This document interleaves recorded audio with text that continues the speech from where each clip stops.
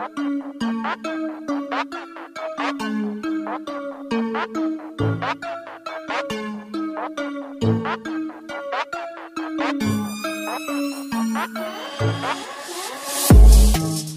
semuanya, kembali lagi ke channel yang seadanya ini. Nah, kali ini gue akan ngelanjutin light novel Senka no Mi, yaitu di volume 7 yang part 3. Nah, bagi kalian yang baru mampir ke channel ini, alangkah lebih baiknya untuk menonton video yang sebelumnya dulu biar tahu alur ceritanya. Dan jangan lupa untuk tekan subscribe-nya juga sebagai bentuk dukungan untuk channel ini ke depannya. Oke, jangan lama-lama lagi, langsung kita gasken.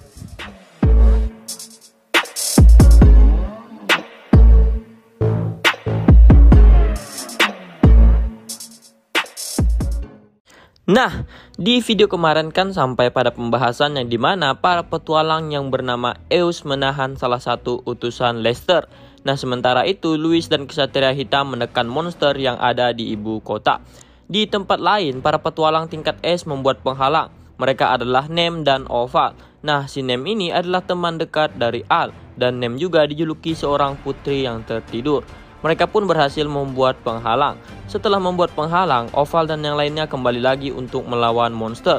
Di tempat Elimina berada, ada salah satu monster tingkat bencana. Dia adalah naga cacat atau disebut dengan Blade Dragon. Blade Dragon memiliki bilah tajam di seluruh tubuhnya. Setiap bilahnya memiliki ketajaman yang tidak kalah dengan pedang yang ditempa oleh pandai besi ahli. Bersama dengan kekuatan magis yang tinggi karena garis keturunan naganya, itu bisa menyerang dengan menanamkan sihir pada setiap bilahnya. Namun, kekuatan Elimina jauh di atas itu. Elimina pun mengeluarkan tombak petirnya. Para petualang yang melihat tombak petirnya itu sampai terkagum-kagum. Kemudian, tombak petirnya pun langsung dilemparkan ke tubuh sang naga. Dan benar saja, tubuh sang naga itu tertancap dengan mudah oleh tombak petir dan membuat sang naga itu jatuh. Oval pun terkagum dengan kekuatan Elimina. Dia merasa sangat beruntung memiliki ratu sekuat Elimina. Di tempat lain, ada juga 3 petualang yang sangat kuat. Mereka adalah Cornelia, Yurine, dan Afros. Cornelia dan Yurine membantai habis para monster yang ada di sekelilingnya, sedangkan Afros membantai naga penjaga. Di sisi Louis, para monster mulai berdatangan. Mereka keluar dari dinding. Tapi karena upaya Louis tersebut, para monster yang keluar dari dinding mulai menipis. Melihat adegan itu, Rhea pun bertanya kepada Zero, apakah mungkin Zero bisa mendengar perkataan yang dikeluarkan oleh para monster. Zero menjawab itu tidak mungkin, karena para monster sendiri sedang berada di bawah yurisdiksi tentara iblis, serta mereka juga kehilangan kesadarannya. Mereka full dikendalikan. Zorua yang mendengar itu kesal dengan para monster. Akhirnya, kegelapan pun mulai menyelimuti tubuh Zorua. Dan kemudian Zorua pun memandangi para monster dan mengeluarkan sihir menembus. Kegelapan yang menyelimuti Zorua berubah menjadi Dark Spear atau tombak kegelapan. Kemudian mengarahkannya kepada monster. Seketika monster yang terkena Dark Spear langsung lenyap. Zero yang melihat itu, dia juga mengeluarkan sihir yang kuat. Dari kedua tangannya keluar sihir dan kemudian Zero menyentuhkan tangannya. Lalu tersemburlah sihir tersebut ke arah para monster. Itu sama seperti Kamehameha ya. Monster yang terkena dampak dari sihir Zero tidak bisa mempertahankan keberadaannya dan mereka menghilang begitu saja. Melihat Zorua dan Zero yang sedang membantai para monster, kemudian Rhea pun ingin pergi ke tempat lain yang dimana para monster masih ada. Nah, ketika Rhea hendak pergi, tiba-tiba muncul lagi salah satu utusan Dewa Setan. Dia adalah Rodias.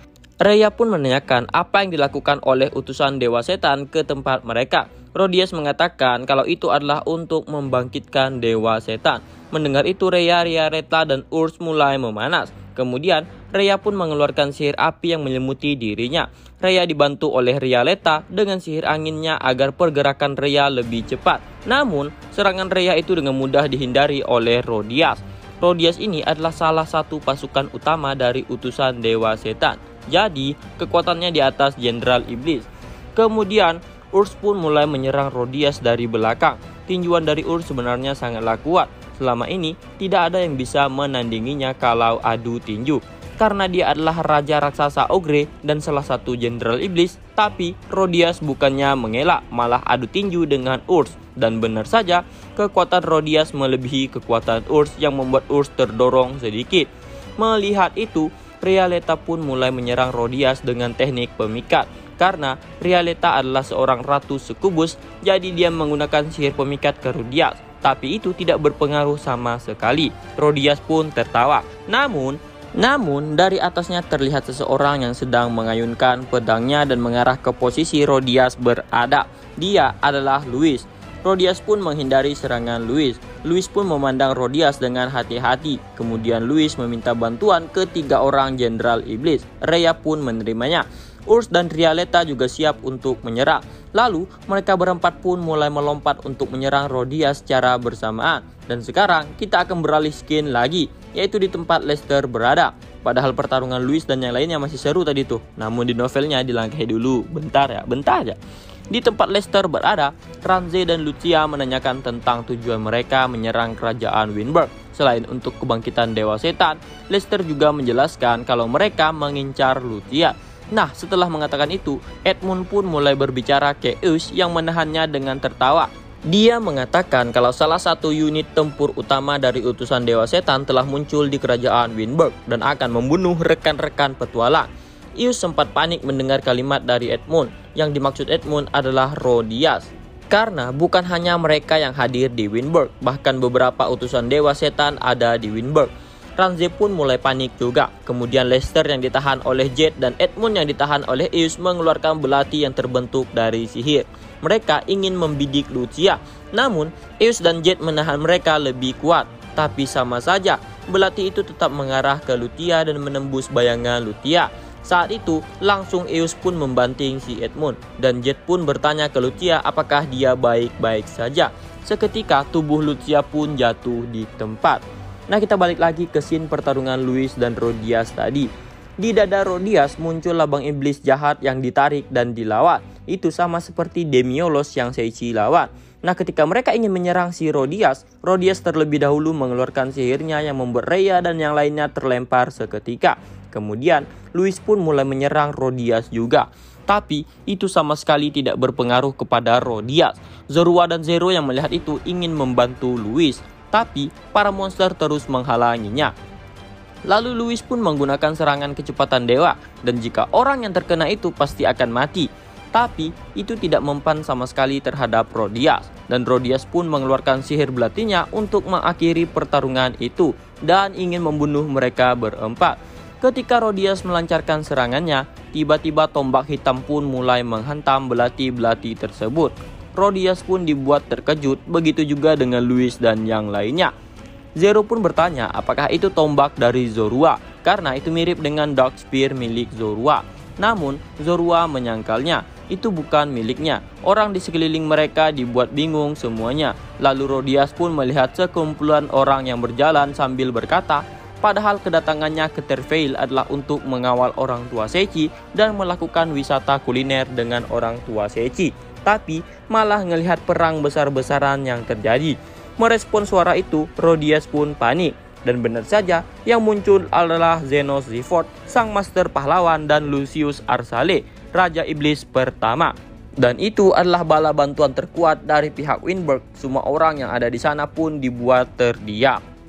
Nah, mendengar ucapan mereka berdua, Rodias sempat panik, tapi dia mendapatkan kembali ketenangannya dan menertawakan lelucon yang dikatakan oleh Zenos dan Lucius.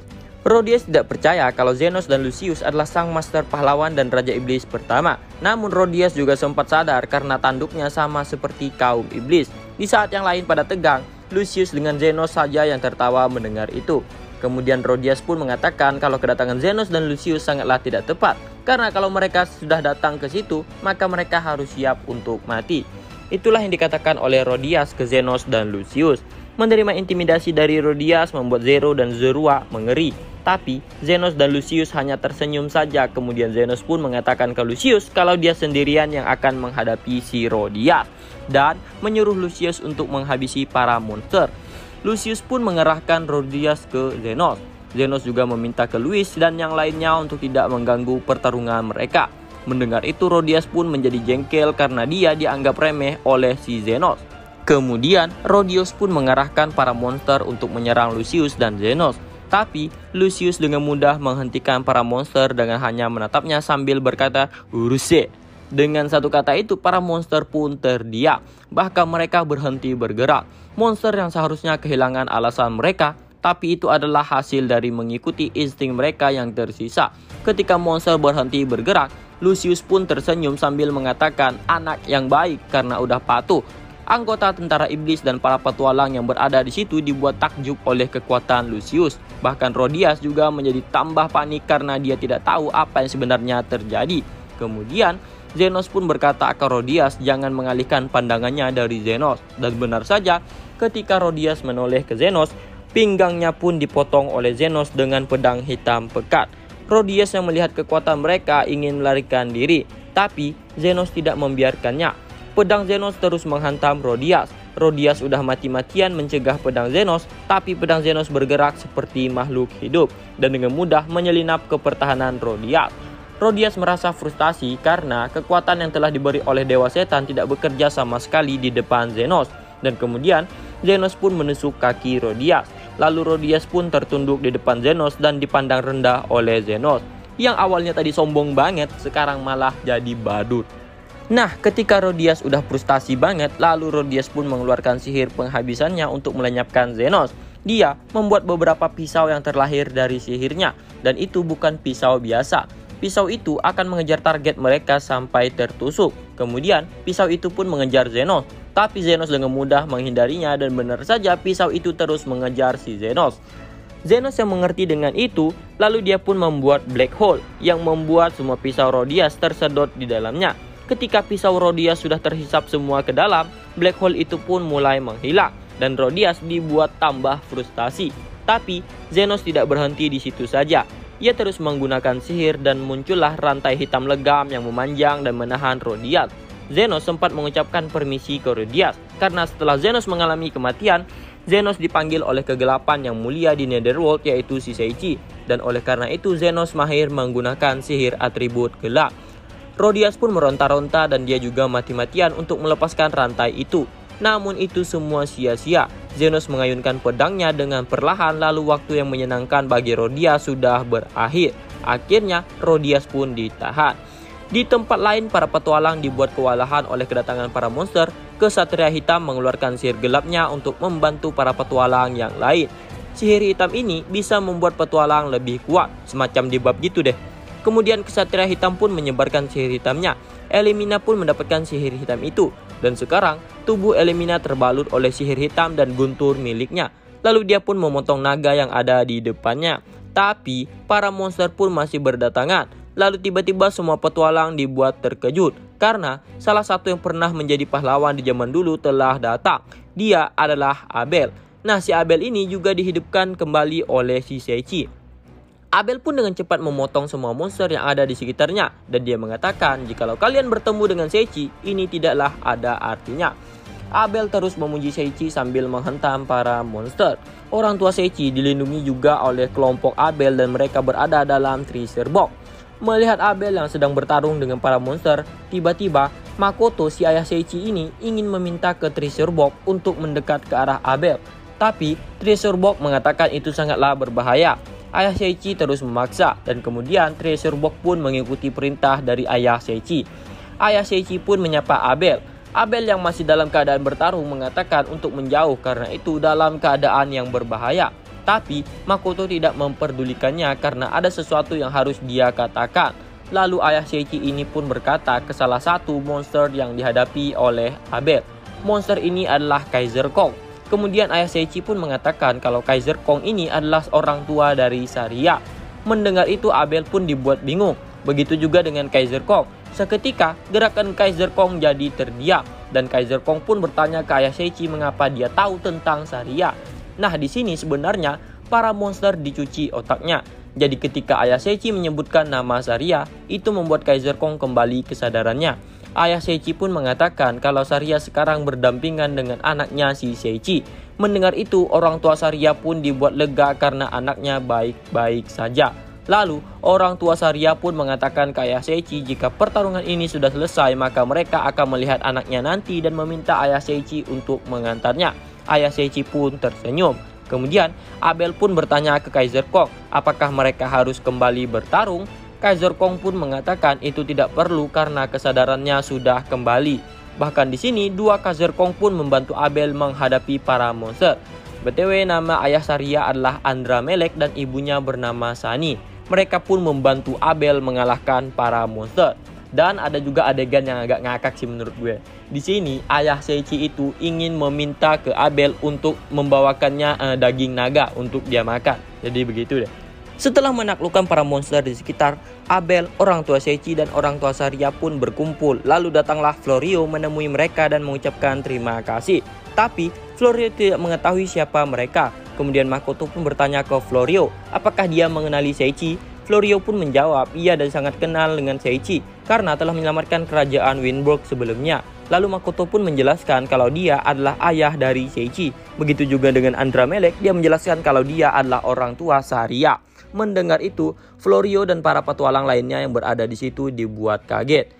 Tapi Florio tetap mengucapkan terima kasih karena telah memberantas para monster. Kemudian datanglah salah satu prajurit yang datang untuk melapor bahwa di sisi lain monster sudah diamankan oleh dua orang.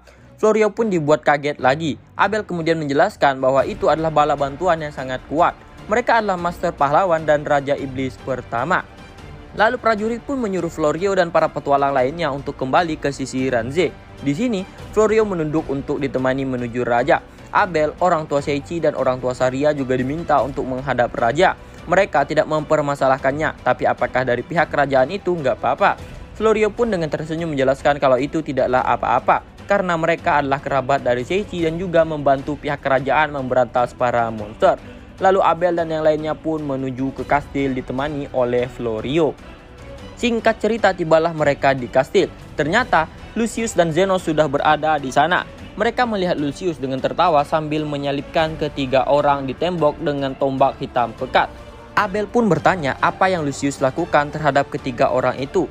Nah, ketiga orang itu adalah utusan Dewa Setan, yaitu Lester, Edmund, dan Rodiak. Mereka yang awalnya memiliki kekuatan yang sangat besar, tapi di depan Lucius mereka tidaklah berkutik. Florio dan para petualang es lainnya dibuat tercengang lagi. Kemudian Florio pun melapor ke Ranze dan dia bertanya siapa kedua orang itu. Ranze pun menjawabnya dengan menghela napas kalau mereka adalah Zenos dan Lucius. Kemudian Ranze kembali bertanya ke Florio siapa yang dia bawa. Florio menjelaskan kalau itu adalah Abel dan orang tua dari Seichi dan Saria. Lalu Florio menanyakan di mana Lucia. Kemudian Ranze pun menjelaskan kalau Lucia telah terbunuh. Tapi Ranze menjelaskan lagi kalau Lucia belum sepenuhnya terbunuh karena Lucia terkena kutukan sama halnya dengan Ranze. Kutukan itu akan membuat Lucia mati kalau tidak diangkat dalam waktu 3 hari. Edmund pun dengan tertawa sambil mengatakan anak Raja Iblis akan mati. Melihat itu Lucius makin jadi menjalib mereka. Lalu Florio pun diam sejenak dan memiliki sebuah ide. Dia mengatakan ke Ranze bahwa mereka harus memanggil Seichi. Tapi Ranze menggelengkan kepalanya. Karena secepat apapun orang itu, kalau tujuannya ke Akademi Barbadora memakan waktu 1 minggu. Kalau menggunakan sihir transmisi pikiran juga tidak ada yang bisa menjangkau Akademi Barbadora. Sementara orang rata-rata putus asa. Lalu ibu Seichi si Kazumi pun mendekat ke Ranze dan mengatakan bahwa Treasure Box bisa melakukan hal itu. Kemudian semua orang yang mendengar itu menjadi tercengang karena kotak harta karun bisa berbicara. Lalu Ranze pun menanyakan kembali ke Treasure Box apakah dia benar-benar bisa memanggil Seichi. Treasure Box pun membenarkannya karena dia sebelumnya juga sudah pernah ke akademi. Jadi bisa melakukan sihir transisi atau teleportasi. Mendengar itu, Ranze dan yang lainnya pun full senyum dan berterima kasih ke Treasure Box. Nah, singkat cerita, Seichi pun dibawa ke kastil tempat Lucia terbaring. Lalu Seichi pun langsung menggunakan sihirnya untuk mengangkat kutukan tersebut. Sementara di pihak iblis melihat kalau itu adalah sihir yang tidak diketahui dan salah satu dari mereka pun mencekik Seichi dan berkata apa yang Seichi lakukan terhadap Lucia. Para iblis lain juga merasa haus darah melihat perlakuan Seichi ke Lucia.